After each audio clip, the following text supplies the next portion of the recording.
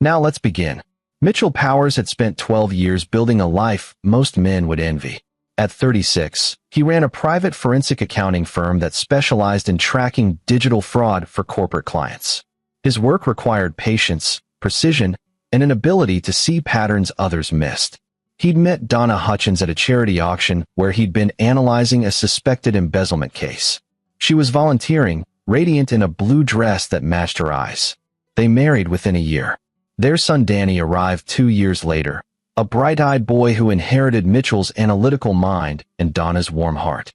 By 7, Danny could solve puzzles meant for children twice his age and had memorized every dinosaur species in existence. Mitchell taught him chess on Sunday mornings. Their small Chicago suburb felt safe, predictable, comfortable. Dennis Hutchins was a different matter entirely.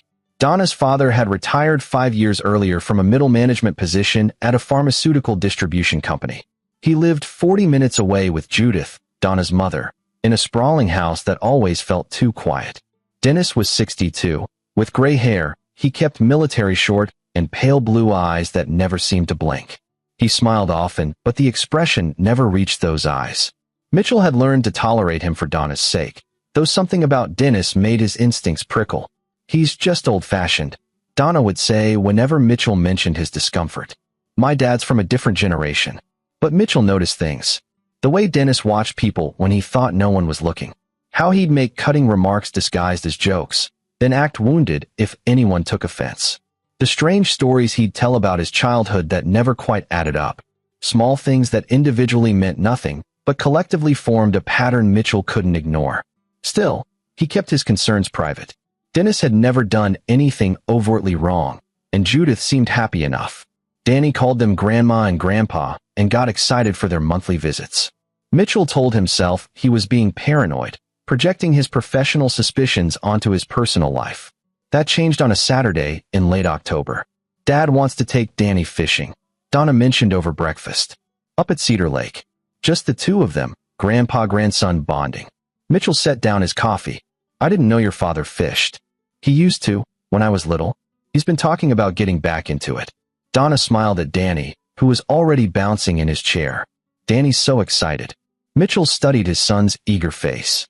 7 years old, still young enough to think the world was fundamentally good. "Maybe I should come along." "Mitchell." Donna's tone carried a warning. "He wants time with his grandson. You hover too much." "I don't hover." "You absolutely hover. Let them have this." Dennis arrived at 6 in the morning, his pickup truck loaded with fishing gear that looked brand new, price tags still visible on some items. He wore a camouflage jacket and cargo pants, boots that had never seen a trail.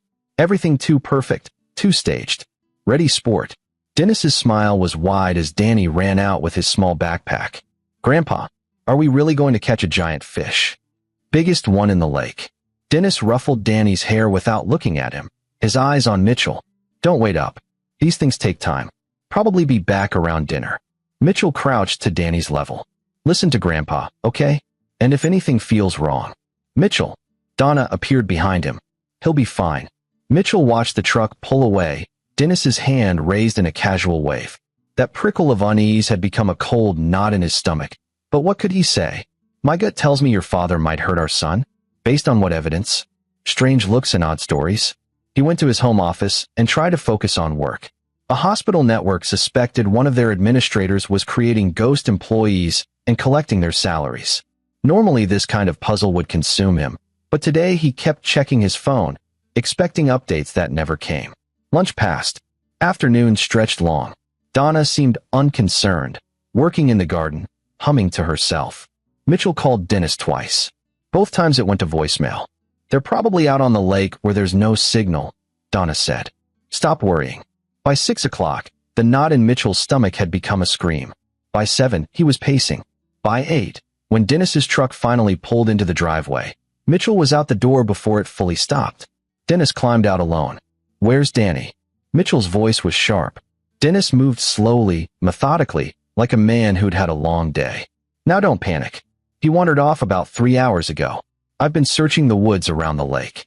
Finally gave up and figured I should come get help." The words hit Mitchell like ice water. "You left him? You've been searching for 3 hours, and you didn't call." "No signal up there, like I said. Look, kids wander off." He's probably just exploring. Mitchell's fist was halfway to Dennis's face when Donna grabbed his arm. Mitchell, stop. We need to find Danny. The next 4 hours were a nightmare. Local police organized a search party. Volunteers from the neighborhood joined. Mitchell drove to Cedar Lake with 3 officers, his hands shaking on the wheel. Dennis rode with Donna, explaining calmly how they'd been fishing near the North Shore when Danny said he wanted to explore. Dennis had told him not to go far. When he looked up from baiting a hook, the boy was gone.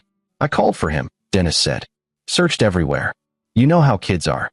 They found Danny at 1:47 a.m.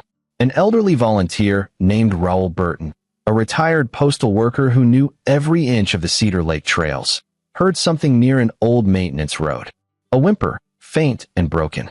He followed the sound to an abandoned utility well, partially covered by rotted boards. Danny was at the bottom, 15 feet down. He'd been there for 9 hours. The paramedics brought him up carefully. Hypothermia. His core temperature had dropped to 92 degrees. His left arm was broken, compound fracture, bone visible through torn skin. Cuts and bruises covered his small body. But worst were his eyes, those bright, curious eyes that now looked hollow, terrified, fundamentally changed. Mitchell rode in the ambulance, holding Danny's good hand while medics worked. Danny was conscious but barely responsive, shivering despite the thermal blankets. He stared at nothing, lips moving soundlessly. At the hospital, doctors stabilized him. The hypothermia could have killed him within another hour, they said. The broken arm required surgery.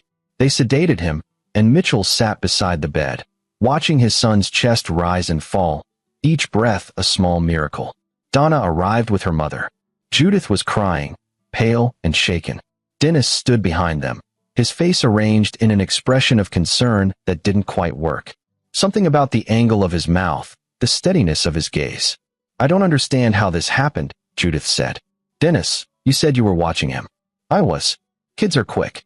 I turned around for 1 second. 9 hours. Mitchell's voice was quiet but cut through the room like a blade. You searched for 9 hours and didn't find a well 15 feet from where you were fishing. Dennis met his eyes. It was covered. I didn't see it. But you heard him, didn't you? Something flickered across Dennis's face. What? The well was covered but not sealed. Sound carries up from those things. He was screaming down there. For hours. And you were nearby. You heard him. I didn't hear anything. Why would I? Get out. Mitchell stood. Get the fuck out of this hospital. Mitchell. Donna moved between them. Stop it. This was an accident. A horrible accident. Was it? Mitchell looked at his wife, seeing the denial in her eyes. She needed it to be an accident because anything else was unthinkable. Ask him yourself. Dennis, did you hear Danny screaming? Dennis's face was calm, neutral. But his eyes, those pale blue eyes that never blinked, held something Mitchell had never seen before. Something that made his blood freeze. Dennis smiled. Just barely. Just a subtle curve at the corner of his mouth. Of course I didn't. What kind of monster would leave a child in a well? He held Mitchell's gaze for 3 seconds, and in those 3 seconds, Mitchell saw the truth.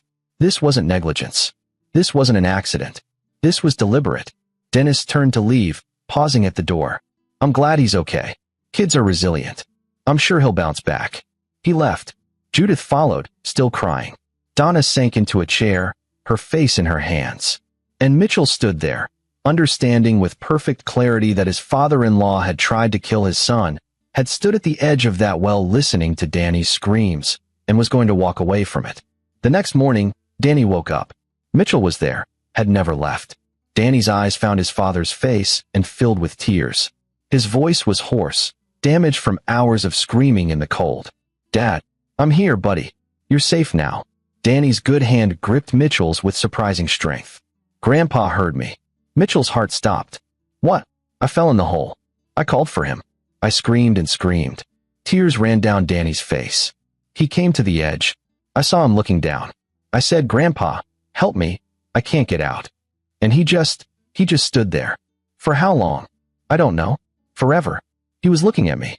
Then he smiled and walked away. Danny's voice broke. I kept screaming. It got dark. I was so cold, Dad. Why didn't he help me? Why did he just watch me? Mitchell pulled his son close, careful of the broken arm, feeling the small body shake with sobs.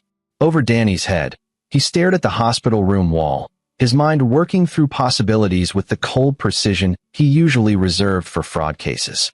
Dennis had deliberately left Danny in that well, had probably led him there, convinced him to climb onto the rotted boards, watched him fall, had stood at the edge listening to a 7-year-old's terrified screams, and walked away. For 9 hours, he'd let Danny suffer in the dark, in the cold, bones broken, certain he was going to die. And Dennis thought he'd gotten away with it. Mitchell made a decision in that moment. Not a rash one driven by rage, though the rage was there, burning like acid. This was the decision of a man who understood systems, patterns, evidence. A man who knew how to dig until he found the truth, no matter how deep it was buried. He would destroy Dennis Hutchins. Not quickly, not simply.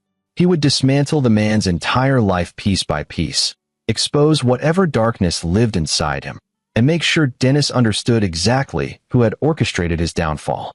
But first, he needed to understand what he was dealing with. Because men didn't do what Dennis had done in a vacuum. This kind of cruelty, this calculated sadism, it had a history. Mitchell kissed Danny's forehead. "Try to sleep, buddy. You're safe now. I promise." It was a promise he intended to keep. Mitchell took a week off work. He told his partners at the firm that it was for Danny's recovery, which was true but incomplete. Danny needed him, certainly. The boy barely slept, woke up screaming from nightmares about darkness and cold. The surgery on his arm had gone well, but he'd need months of physical therapy. Worse were the psychological wounds. Danny flinched at sudden movements, couldn't stand being alone, had panic attacks in enclosed spaces. Mitchell hired the best child psychologist in Chicago, a woman named Dr. Ellen Moran, who specialized in trauma. She came to their home 3 times a week, working with Danny in patient, gentle sessions.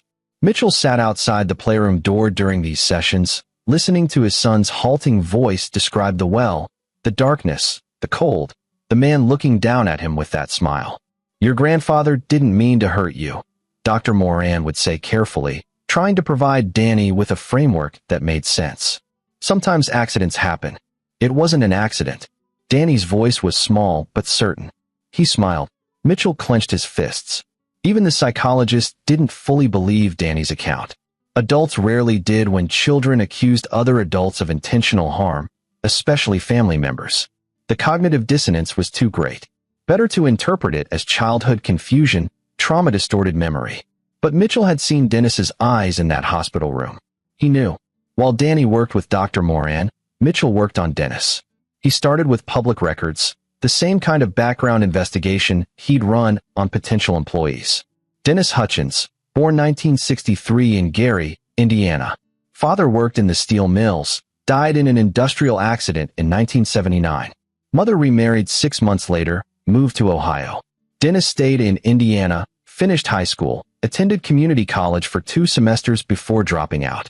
Employment history showed 23 years at Midwest Pharmaceutical Distribution, starting as a warehouse worker and slowly climbing to a logistics supervisor position. No criminal record. Unremarkable on the surface. But Mitchell knew that the most interesting information wasn't in public records. It was in the gaps, the absences, the things people worked to hide. He called in a favor from Joseph Miranda, a former FBI analyst who now ran a private investigation firm. They'd worked together on a case 2 years ago where a company CFO had been siphoning money to offshore accounts. Joseph had helped trace the digital trail. "I need everything you can find on someone," Mitchell said. "And I need it to be thorough. Deep background. Connections, associates, places he's lived, places he's worked. Anything sealed or expunged, I need to know about it." How thorough are we talking? The kind of thorough that finds skeletons in unmarked graves. Joseph was quiet for a moment. "This personal?" "Very. Give me the name." While Joseph worked his contacts, Mitchell approached the problem from another angle. He drove to Dennis and Judith's house one afternoon when he knew Dennis would be out. Judith answered the door with red-rimmed eyes. She'd been crying frequently since the incident, guilt eating at her even though she'd done nothing wrong. "Mitchell, I wasn't expecting. Is Danny okay?" "He's managing. Can I come in?" Judith's home was impeccably clean, decorated with the kind of generic art you bought at furniture stores. Everything matched, everything coordinated. Mitchell had always found it sterile, more like a showroom than a place people actually lived. "I wanted to ask you about Dennis," Mitchell said carefully. "About his childhood." Judith blinked. His childhood? What? I'm trying to understand what happened. How he could make such a terrible mistake. Sometimes people's past experiences affect how they handle stress. It was manipulation, pure and simple. Giving Judith a framework to rationalize her husband's behavior while extracting information. Mitchell felt briefly guilty, but the image of Danny in that hospital bed erased the feeling. Judith made tea neither of them drank. She talked about meeting Dennis in 1987 at a church function. He'd seemed responsible, stable, a good provider. They'd married quickly. Donna had been born a year later. Did he ever talk about his childhood? His parents? Not much. His father died when he was 16. An accident at the steel plant. Judith's hands trembled slightly as she held her teacup. He didn't like to talk about it. Said it was too painful. And his mother? She remarried. Dennis didn't get along with his stepfather. There was some kind of falling out. He hasn't spoken to her in over 30 years. Do you know why they fell out? Judith looked uncomfortable. He said she chose her new husband over him. That she didn't believe him about something that happened. Believe him about what? He never said.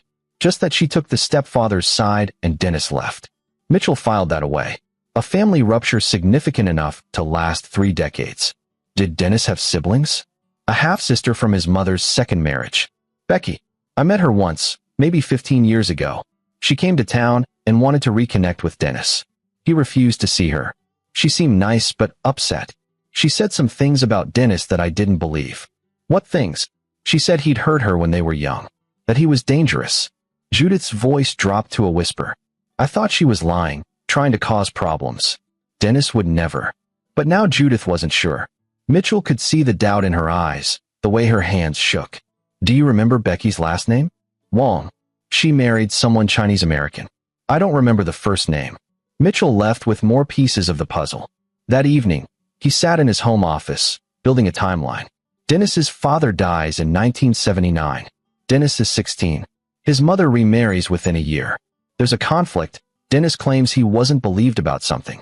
A half-sister named Becky Wong says Dennis hurt her, calls him dangerous. His phone rang. Joseph Miranda. I've got some preliminary information, Joseph said. Your guy's employment history is interesting. Midwest Pharmaceutical wasn't his first job. He worked at 3 other companies before that, all for less than 2 years each. I'm pulling records to find out why he left. What else? Nothing criminal on record, but I found something odd. In 1981, when he was 18, there was a police report filed.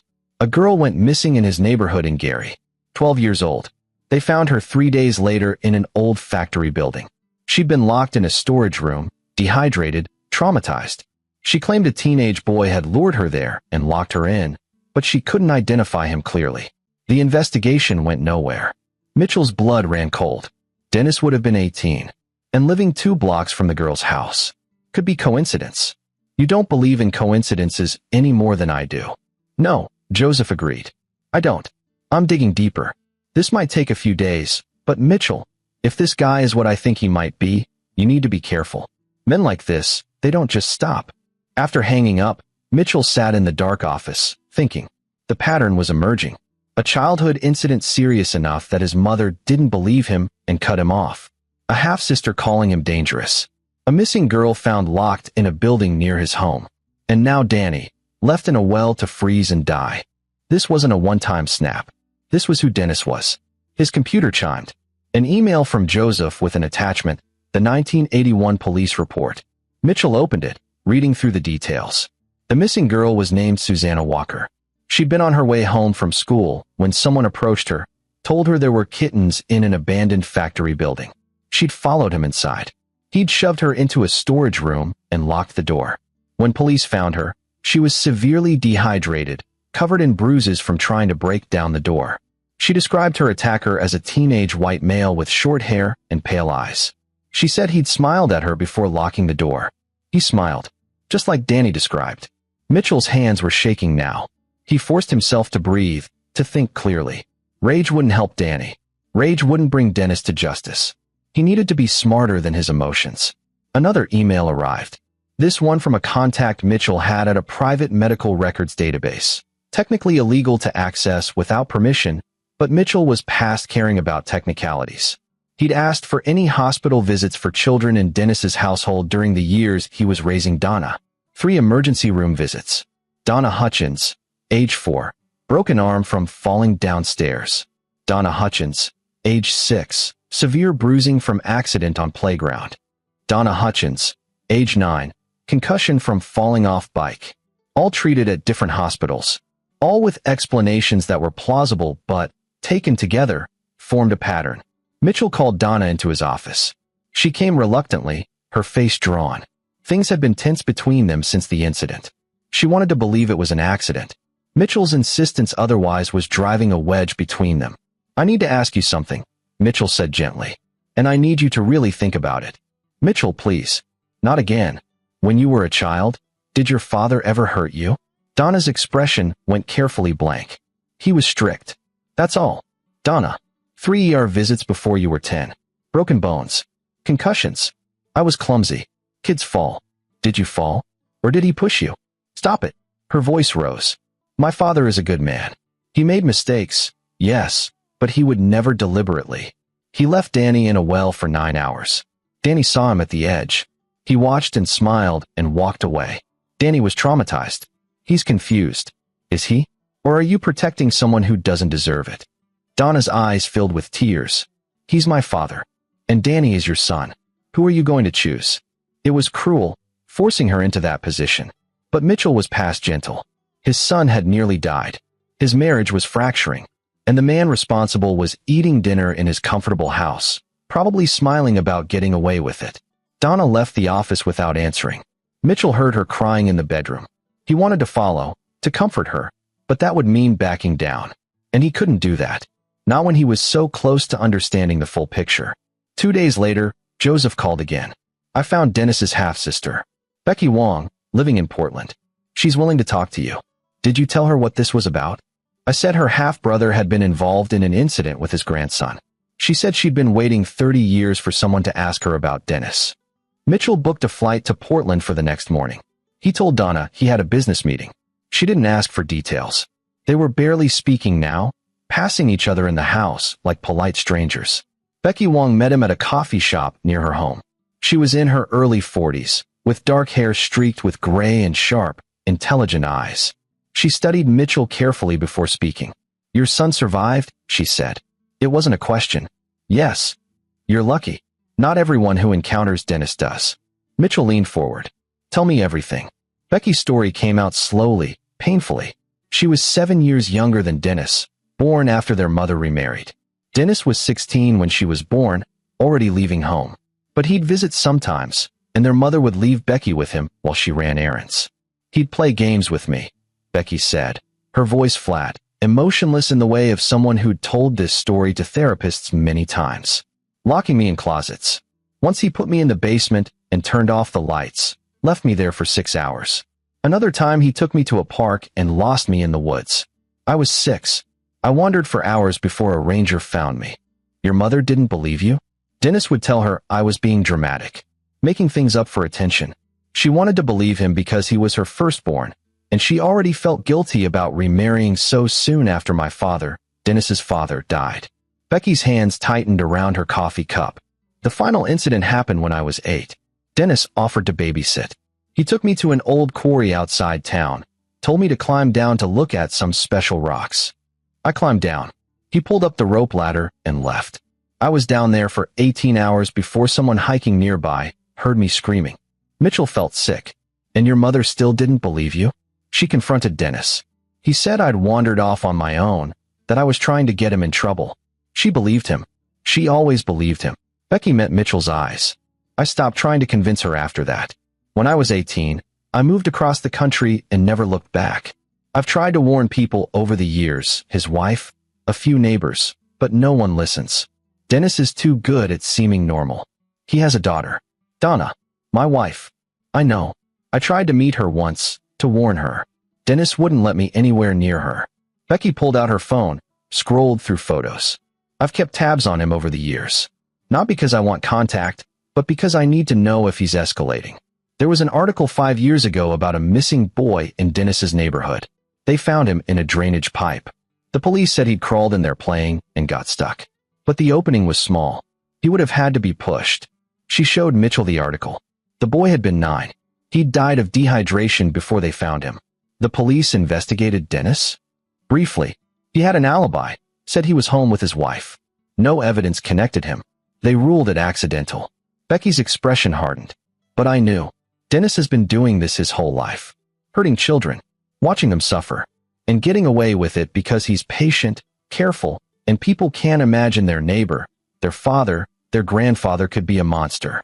Mitchell spent 3 more hours with Becky, taking detailed notes.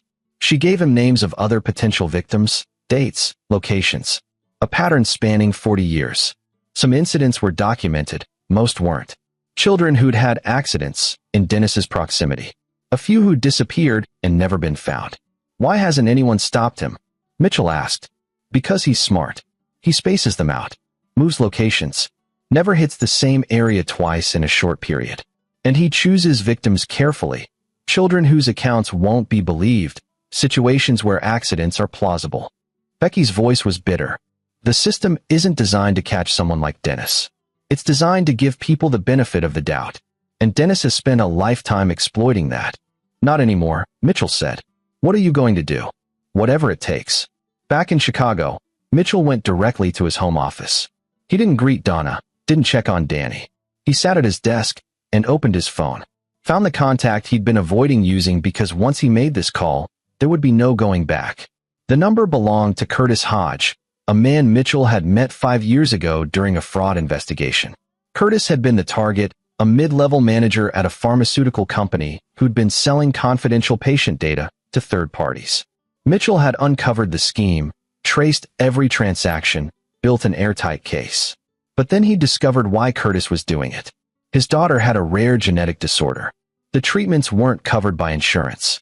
Curtis was drowning in medical debt, watching his child suffer because he couldn't afford to save her. The data he was selling wasn't hurting anyone. It was anonymized, used for research. Mitchell had made a choice that violated every ethical principle of his profession. He'd buried the evidence. Presented the company with a report showing the leak came from an external hack, not an inside job. Curtis kept his job, kept selling data until his daughter's treatment was complete, then stopped. He owed Mitchell a debt he could never repay. Mitchell dialed the number. Curtis answered on the second ring. Mitchell? Jesus, it's been years. I need your help with something. Something that's going to require you to break several laws. Curtis didn't hesitate. What do you need? I need to access someone's electronic devices remotely. Phone, computer, anything digital. I need to see everything he's ever done online, every file he's ever deleted, every search he's ever made. And I need it to be undetectable. That's serious federal crime territory. I know. This related to your son? I heard about what happened. News traveled through the old pharmaceutical network. Yes. Curtis was quiet for a long moment. You're sure about this? Completely. Give me the target's information. I'll need 48 hours. Mitchell sent Dennis's details, phone number, email addresses, physical address, everything he had. Then he sat back and waited. Danny appeared in the doorway, his casted arm cradled against his chest. Dad, are you okay? Mitchell looked at his son, at the fear still lingering in those young eyes, the trauma that would probably take years to heal. Yeah, buddy. I'm okay. Everything's going to be fine. Are we going to see Grandpa again? No, not ever. Danny nodded slowly. Good. I don't like him anymore. Me neither.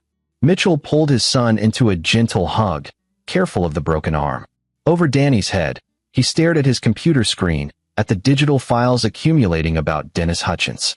Each piece of evidence another nail in the man's coffin. Dennis thought he was untouchable, thought he'd gotten away with it again. He was about to learn otherwise. Curtis Hodge delivered on schedule. 48 hours after Mitchell's call, an encrypted file appeared in a secure Dropbox. The accompanying message was brief, full access established. Mirror updated in real time. Don't leave fingerprints. Mitchell opened the file at 3 in the morning, unable to sleep. The interface Curtis had created was elegant, a complete mirror of Dennis's digital life. Every text message, email, web search, file stored on his computer and phone. Even items Dennis had deleted, Curtis had recovered from backup servers and cached data. Mitchell started with the photos. There were thousands, organized in folders that appeared mundane: fishing trip, family events, vacation 2019. He clicked through them methodically, looking for anything anomalous. He found it in a folder labeled Property Maintenance. The photos weren't of property. They were of places, remote locations, empty buildings, old wells, drainage pipes, abandoned structures. Each photo taken from the perspective of someone scouting, planning, and in several, barely visible in the background or reflected in standing water, Mitchell could make out a small figure. A child. His hands shook as he scrolled through them. Here was Danny, 3 months ago at a park. Dennis's camera focused not on his grandson, but on a drainage culvert in the background. Here was another child, maybe 8 years old, photographed near an old grain silo. And another, and another. Dennis had been documenting his hunts. Mitchell felt bile rise in his throat. He forced himself to keep looking. The photos went back years. Dozens of children, dozens of locations. Most of the photos were just surveillance. Children playing in parks, walking home from school, places they visited. But some showed aftermath. An emergency vehicle, police tape, news crews. Dennis had photographed his successes. The Cedar Lake photos were there. The well where Danny had been trapped. Dennis had taken pictures of it 3 weeks before the fishing trip. Close-ups of the rotted boards, the depth, the remote location. He'd scouted it, planned it, and then he'd led Danny there deliberately. Mitchell opened the text messages. Most were mundane, communications with Judith, spam, service providers. But there was another category of messages, sent through an encrypted app most people didn't even know existed. Messages to numbers with no names attached. The content was vague, coded, but Mitchell understood codes. He'd spent his career breaking them. Completed project at lake. Subject recovered but damaged. Too much attention. Scouting new location. Timeline 6 months. Previous project unsuccessful. Subject survived. Complications. Each message sent, none received. Dennis was documenting his activities, but to whom? Mitchell dug deeper into the app's data. The messages were being sent to himself, to other devices he owned. Dennis was creating a record, a ledger of his actions. Why would someone do that unless they derived pleasure from reviewing it? Unless the documentation itself was part of the thrill? The browser history was damning. Searches for child accidents, well safety, hypothermia death timeline, broken bones from falls. All conducted in the weeks before Danny's fishing trip. Mixed in were other searches that made Mitchell's stomach turn. Forums where predators shared techniques, case studies of unsolved missing children cases, articles about investigation methods. But the most chilling discovery was a document on Dennis's computer, encrypted but easily cracked by Curtis's software. It was labeled insurance. Mitchell opened it. It was a journal. Detailed entries spanning 3 decades. Each entry described an incident, a child, a location, what Dennis had done, how it had felt. The prose was clinical, detached, describing trauma and suffering the way someone might document a science experiment. But occasionally emotion bled through, a kind of twisted satisfaction. September 1981, SW, age 12. Storage room, old factory. 3 days. The sounds she made, especially toward the end when she realized no one was coming. That desperation.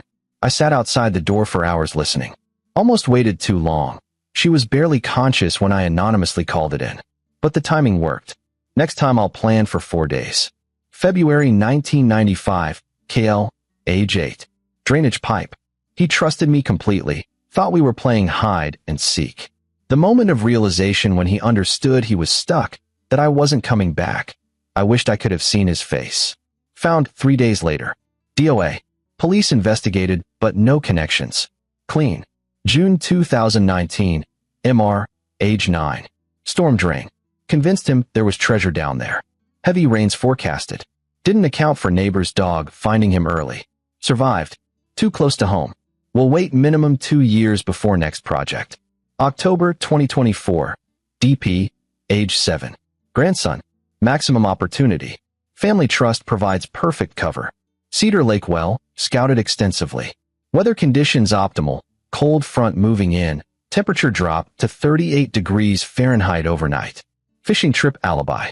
Execution. Led him near well, encouraged exploration, pushed when back was turned. Boards broke as designed. Confirmed he was trapped. Conscious, calling for help. Listened for approximately 8 minutes before departing. Covered tracks, delayed return by 9 hours. Subject recovered alive. Unfortunate but explainable. Emotional response exceeded expectations. The fear in his eyes when I looked down at him. The realization that I wasn't helping. That was worth the risk of survival. Note: family becoming suspicious. Mitchell Powers shows pattern recognition. May need contingency plans. Mitchell read the entry 3 times. The clinical description of his son's terror, the calculation, the pleasure Dennis derived from Danny's suffering. And that final note. Dennis had identified Mitchell as a threat. He kept reading. The journal contained descriptions of 17 incidents. Only 7 had resulted in deaths. The others had survived, traumatized but alive. Like Danny. Like Becky Wong. Like the girl in Gary. But there were gaps in the journal. Years where Dennis didn't write anything. Then sudden entries resuming. Either he'd been dormant during those periods, or there were other victims he hadn't documented. Or other documentation he'd hidden better. Mitchell spent the rest of the night reading every file, every message, every search. By dawn, he had a complete picture. Dennis Hutchins was a serial predator who'd spent 40 years torturing children for his own psychological gratification. He was meticulous, patient, and utterly remorseless. And he'd documented everything. Mitchell understood now what Curtis had meant about not leaving fingerprints. This evidence had been obtained illegally. Mitchell couldn't simply hand it to police and expect them to act on it. Any defense attorney would get it thrown out as inadmissible fruit of an illegal search. Dennis would walk free, possibly sue Mitchell for invasion of privacy, and then Mitchell would lose everything. His career, his credibility, possibly his freedom. But he'd never intended to use this evidence in court. Mitchell had a different plan. He copied everything to an encrypted drive, then erased all traces of his access. The mirror Curtis had created would continue updating in real time, invisible on Dennis's devices. Mitchell would be able to monitor everything Dennis did going forward. At 7 a.m., Donna knocked on the office door. She looked exhausted, her eyes red from crying. "Mitchell, we need to talk." "I know. This has to stop. Your obsession with my father, it's destroying our family. Danny needs both of us right now, and we're barely speaking. I can't live like this." Mitchell turned his computer screen toward her. "Before we talk, I need you to see something." "No, I don't want to see another conspiracy theory about." "It's not a conspiracy. It's evidence. And you need to see it because when this is over, I need you to understand why I did what I'm going to do." Something in his tone stopped her protests. She stepped into the office reluctantly. Mitchell showed her the photos first. The documentation of locations, the surveillance of children. Then the journal. Just excerpts. He spared her the full horror, but enough that she understood. He watched her face as she read the entry about Danny. Watched the denial crack, then shatter. Tears started falling, silent at first, then accompanied by choking sobs. "Oh God. Oh God. Mitchell, I didn't know. I thought. I wanted to believe. I know. All those times I was hurt. The falls, the accidents. He made them happen. He enjoyed it. Yes. And Danny. He was going to let him die. He wanted to watch him die." Mitchell pulled her close, let her cry against his shoulder. They'd been distant for weeks, but in this moment they were united again by the shared horror of what Dennis really was. "What are we going to do?" Donna asked when she could speak again. "I'm going to make sure he never hurts anyone again. Ever." "How?" "If you got this illegally, we can't use it in court." "I'm not going to use it in court." Donna pulled back, studying his face. "Mitchell, what are you planning?" "Something that will work. But I need you to trust me. Can you do that?" She hesitated, then nodded. "What do you need from me?" "I need you to act normal around your mother. Don't let her suspect anything. Dennis can't know what we've found. Not yet. When? Soon. Everything's almost ready." Donna left to check on Danny. Mitchell returned to his computer. He had all the evidence he needed. Now he had to figure out how to weaponize it in a way that would destroy Dennis completely while keeping Mitchell's hands clean. The answer came from an unexpected source. Mitchell had continued his background investigation through Joseph Miranda. Joseph had uncovered something interesting in Dennis's employment history. The pharmaceutical company where Dennis had worked, Midwest Pharmaceutical Distribution, had suffered a major scandal 8 months before Dennis's retirement. A shipment of controlled medications had gone missing, later discovered being sold on the black market. The investigation had been inconclusive, but several employees had been forced into early retirement, including Dennis. Mitchell called in another favor. this time from a former colleague named Philip Davidson who worked in federal law enforcement. Philip owed Mitchell for helping his sister during a nasty divorce. Mitchell had uncovered her husband's hidden assets pro bono. "I need to know about an investigation," Mitchell said. Midwest Pharmaceutical Distribution, 2019. Missing controlled substances. "That case is closed." "What?" "Because I think the person responsible is about to become relevant again." Philip made some calls. An hour later, he called back. The investigation was closed due to insufficient evidence, but there was a suspect. Dennis Hutchins. They found evidence suggesting he'd been involved, but couldn't prove it definitively. He took early retirement in exchange for the company not pursuing charges. What kind of evidence? Shipping manifests he'd personally signed off on, security footage that didn't quite add up, testimony from co-workers about suspicious behavior. The DEA wanted to pursue it, but the company preferred to handle it internally. Bad publicity and all that. The evidence still exists. In archives, sure. But like I said, case is closed. What would it take to reopen it? New evidence linking the suspect to other crimes. Or evidence that he's continued criminal activity. What?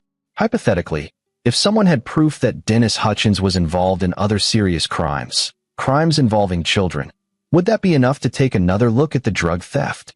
Philip was quiet for a moment. "Mitchell, what have you found?" "More than enough. But I need it to come from the right source, through the right channels. Can you help me?" "This off the books. For now. Send me what you have. I'll see what I can do." Mitchell knew he couldn't send the illegally obtained files directly, but he didn't have to. He had something better, a roadmap. He knew exactly where Dennis had stored his documentation, what devices he used, what encryption he relied on.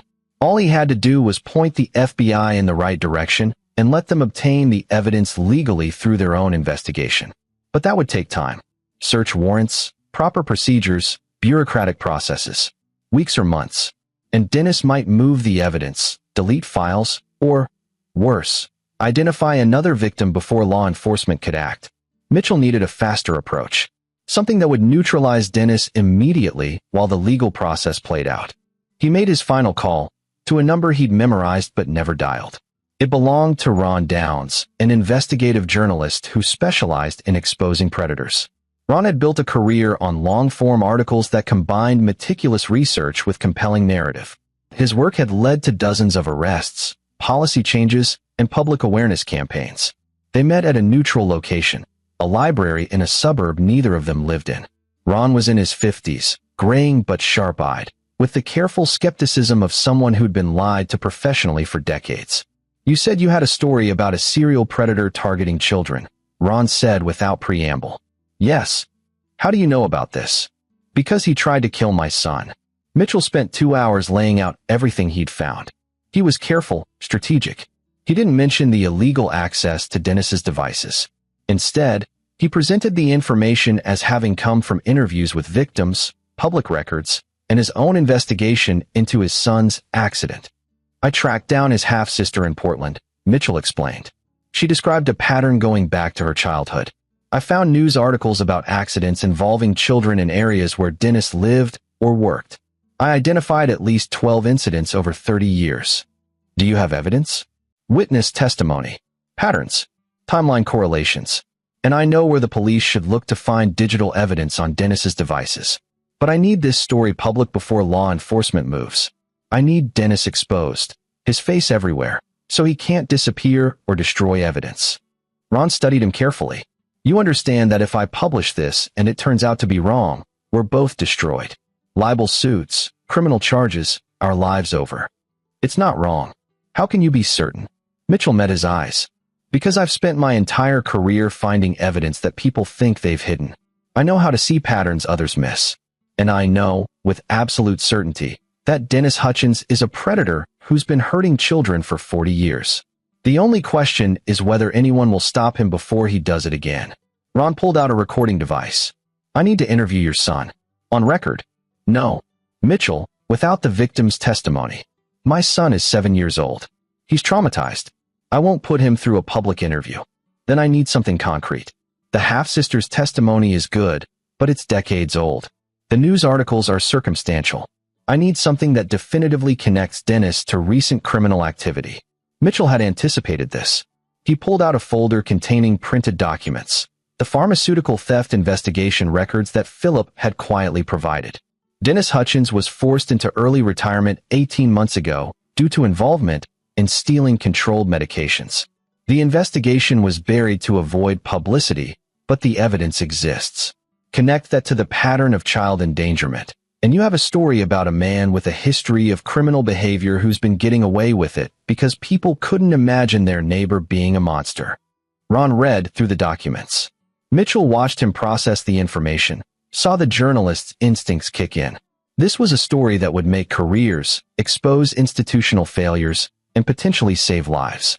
I'll need to verify all of this independently, Ron said finally. I'll give you every source I have. You'll find it all checks out. And when I publish, you understand that you'll be identified as the source. The father making these accusations. I understand. Dennis and his lawyer will come after you. They'll try to destroy your credibility, paint you as a vengeful father making false accusations. Let them try. Ron nodded slowly. Give me 1 week to verify and write this up. When it publishes, it's going to be everywhere. Are you ready for that? I've been ready since the moment I pulled my son out of that hospital bed. They shook hands. Mitchell left the library with the first piece of his plan in motion.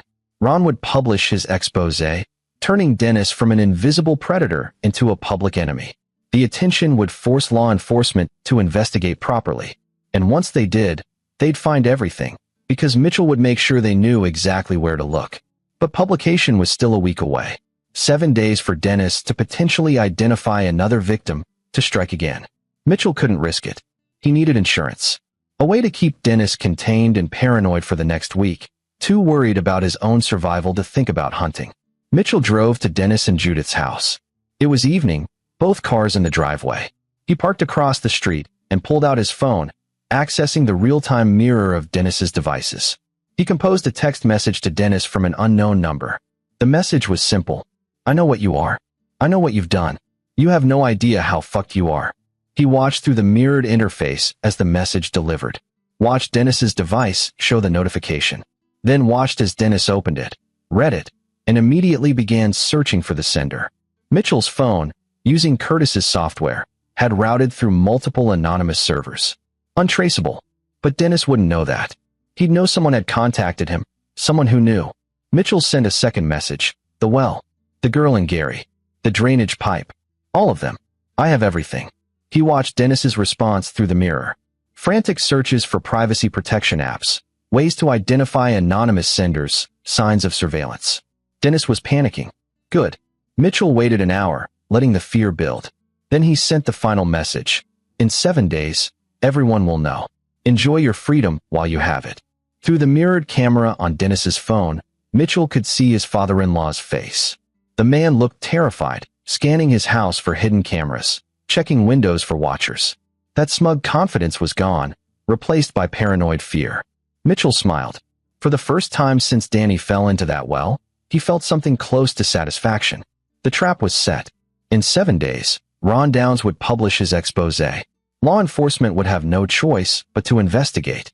And Dennis, already terrified and paranoid, would do exactly what cornered predators always did. He'd make mistakes. Mitchell was counting on it. The week unfolded with excruciating slowness. Mitchell monitored Dennis's every digital move through Curtis's mirror. The messages had their intended effect. Dennis was spiraling. He'd factory reset his phone twice, installed multiple security apps, and begun searching for ways to permanently delete data from devices. He'd even driven to several electronics stores, buying burner phones and laptops, not realizing that Mitchell could see every purchase through credit card records Curtis had accessed.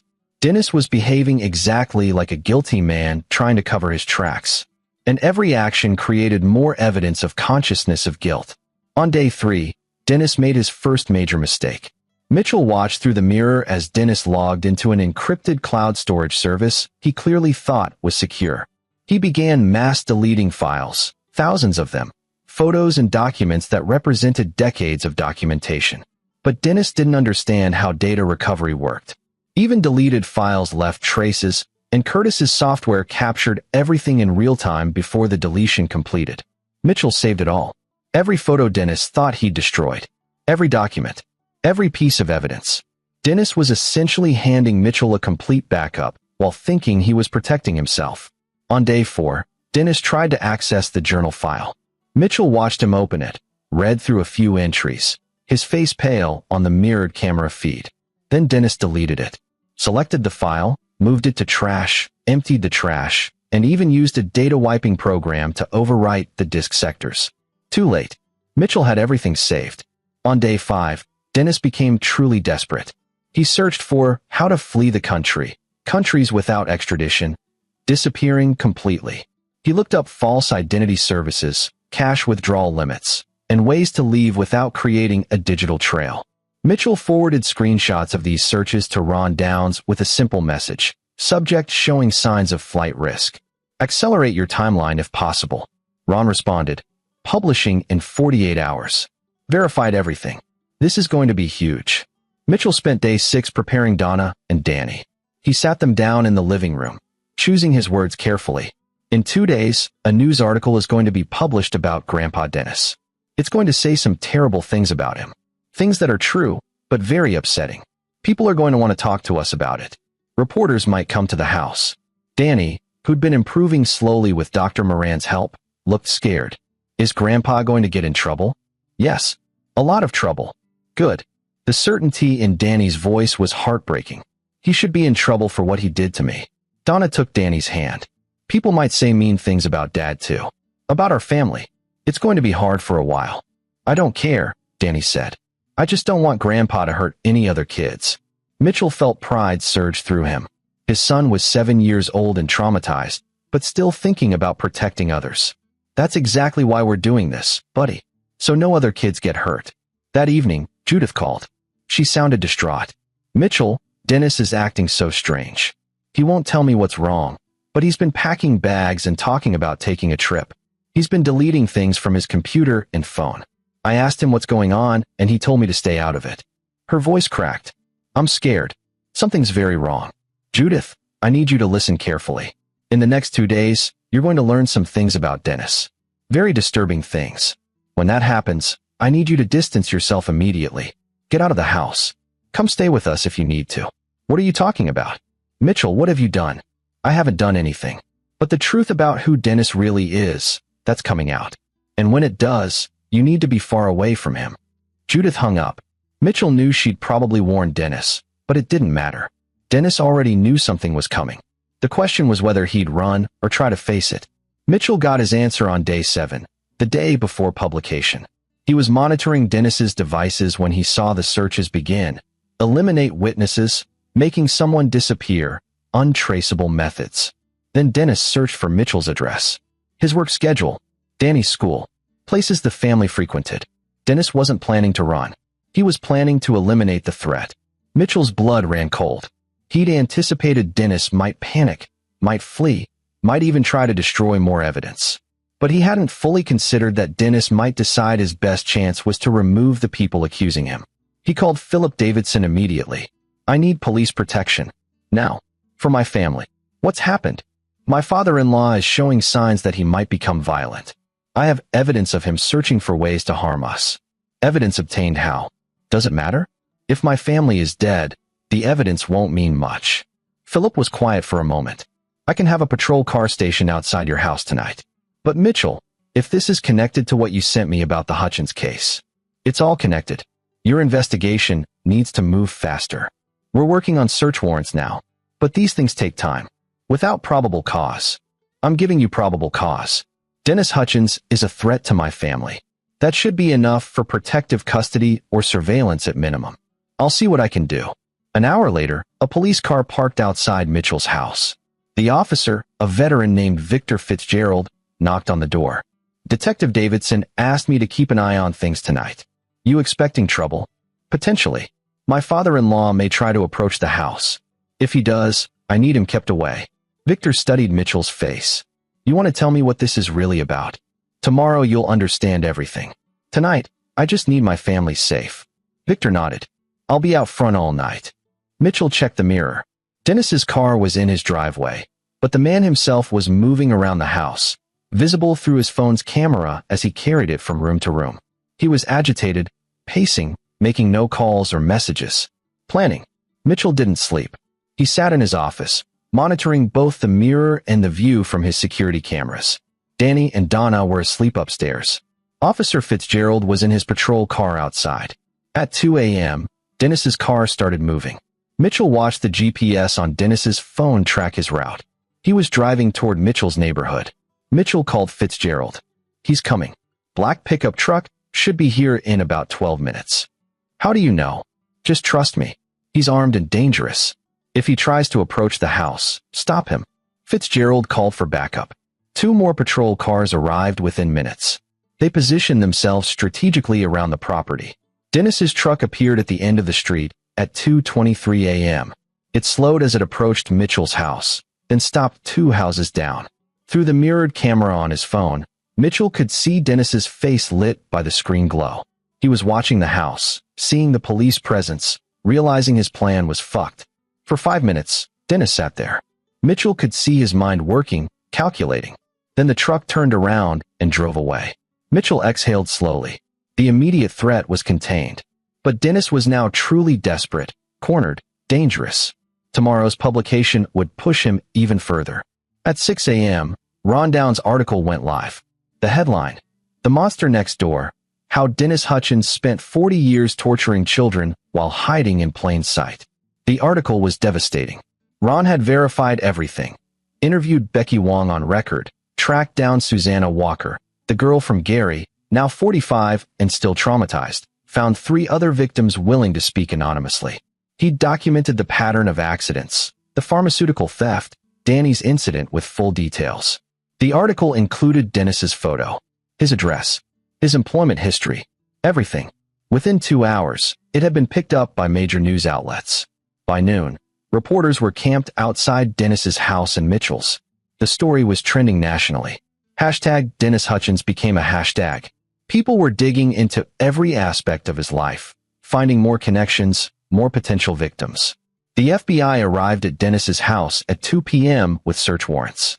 Mitchell watched through the news coverage, helicopters overhead, agents carrying out boxes of evidence, Dennis being let out in handcuffs. The charges, initially, were for the pharmaceutical theft. They'd reopened that case based on the publicity and the evidence of Dennis's pattern of criminal behavior. But Mitchell knew it was just the beginning.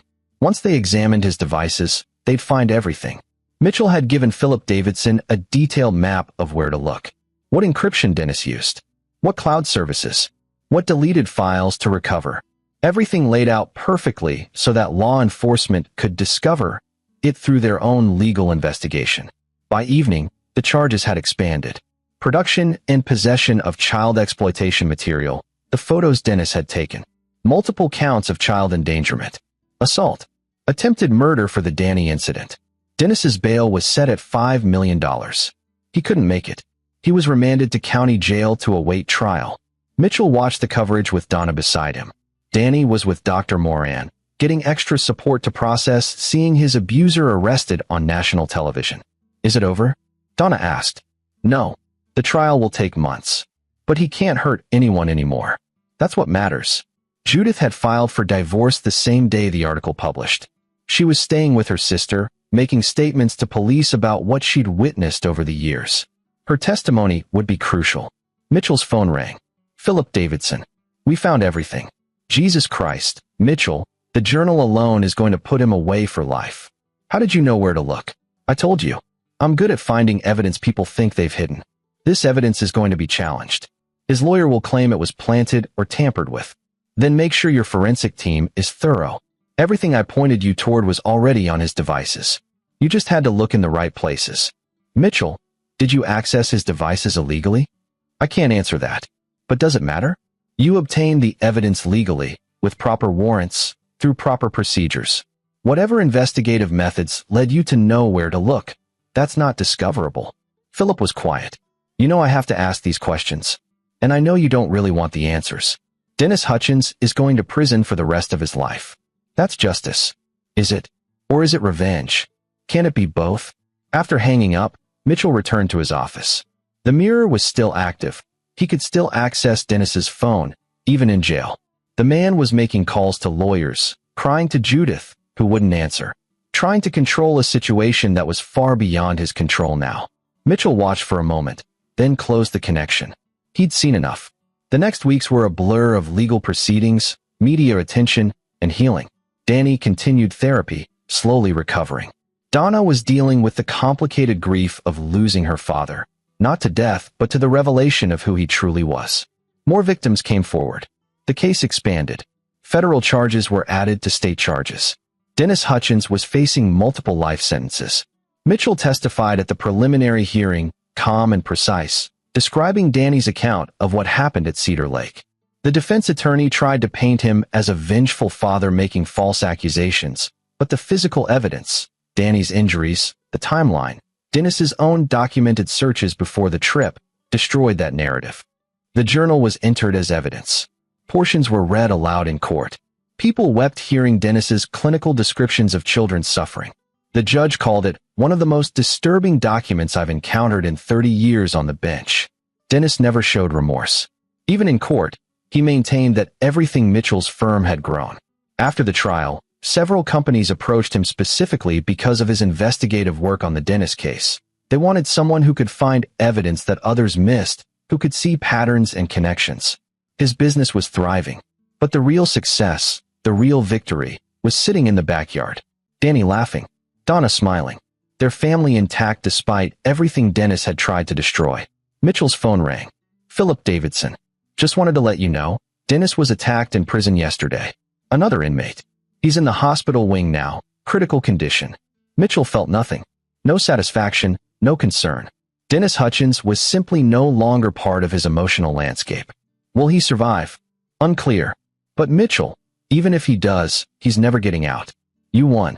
You protected your son and probably saved dozens of other children. That's what matters. I know.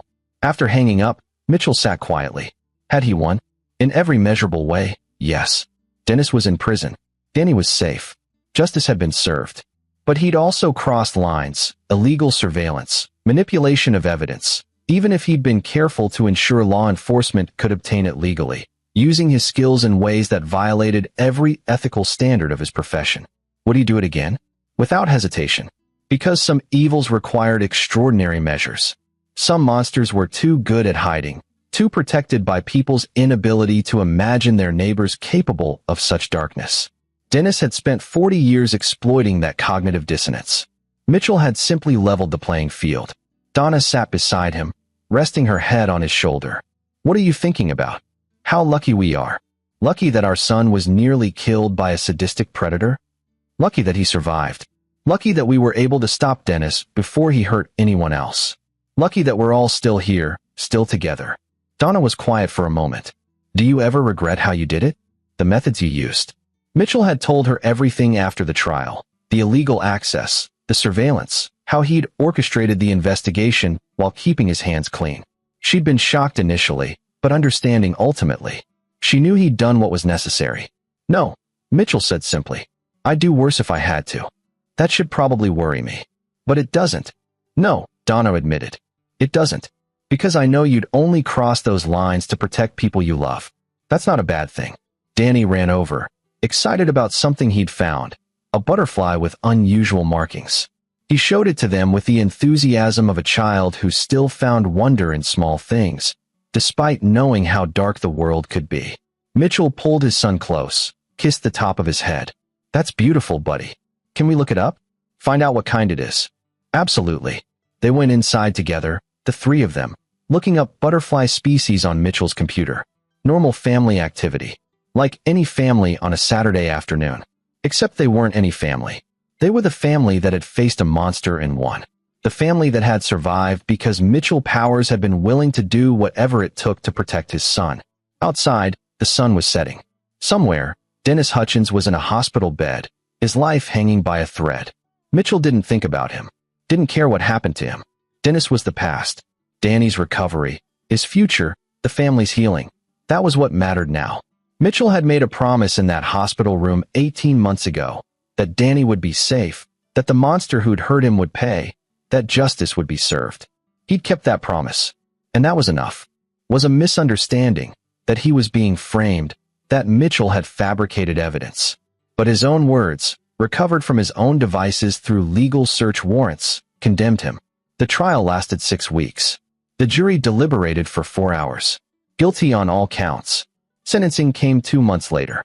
The judge, a woman named Leslie Dunbar who'd presided over hundreds of cases, looked at Dennis with barely concealed disgust.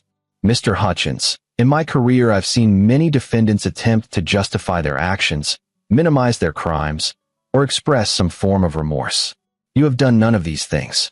Instead, you've shown nothing but contempt for your victims, for this court, and for basic human decency." She sentenced him to 7 consecutive life terms without possibility of parole. Dennis would die in prison. As they led him away, Dennis looked directly at Mitchell. No smile this time, just cold hatred. Mitchell met his gaze calmly, then turned away. Dennis Hutchins was no longer his concern. 18 months after Dennis's conviction, Mitchell sat in his backyard watching Danny play. The boy was 9 now, taller, stronger. The physical injuries had healed. The psychological ones were taking longer, but Dr. Moran said he was making remarkable progress. Danny had testified during the trial, had faced his grandfather in court, and described what happened. It had been terrifying for him, but afterward he'd said he felt lighter. Like putting the truth into the world had released some of the weight he'd been carrying. Donna appeared beside Mitchell, handing him a beer. Their marriage had survived, strengthened even. Facing the horror together had created a bond that felt unbreakable. "Judith wants to visit next week," Donna said. "She's been asking to see Danny. How do you feel about that? She's still my mother." She didn't know what Dennis was. "She's a victim too, in a way." Mitchell nodded. Judith had been instrumental in the prosecution, testifying about patterns she'd noticed but dismissed, incidents she'd witnessed but rationalized. Her testimony had helped establish Dennis's long history of predatory behavior. "If you want to see her, I'm okay with it. But Danny gets to decide if he's comfortable." They called Danny over. He listened to the request, thought about it seriously, the way he approached everything now, with a gravity beyond his years. "I want to see Grandma," he said finally. "But not at our house. Maybe at the park. Somewhere outside." "That's very mature," Donna said. "We'll arrange it." Danny went back to playing. Mitchell watched him, feeling the familiar mixture of pride and grief. His son had been through something no child should experience, but he'd survived. More than survived, he'd found a way to help others by speaking his truth. The case had led to investigations of dozens of other unsolved incidents. 3 more victims had been identified and connected to Dennis. Cold cases were being reopened. One missing child from 2003, a case that had gone unsolved for decades, was finally getting resolution. The family could have closure. Mitchell's phone buzzed. A message from Curtis Hodge, mirror deleted.